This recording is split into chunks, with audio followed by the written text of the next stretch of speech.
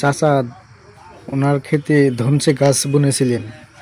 সেই ধনচে তোলার পর তার ডগাগুলো খেতে রয়ে গিয়েছিল, আর সেগুলি রোদে শুকিয়ে জ্বালানিতে পরিণত হয়েছে।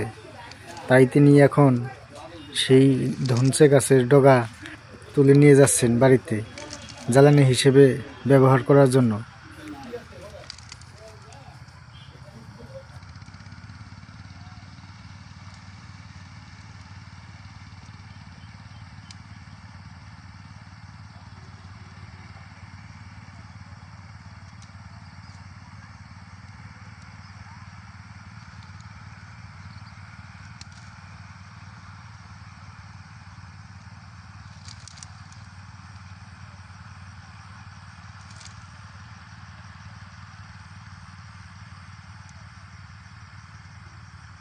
আশা করি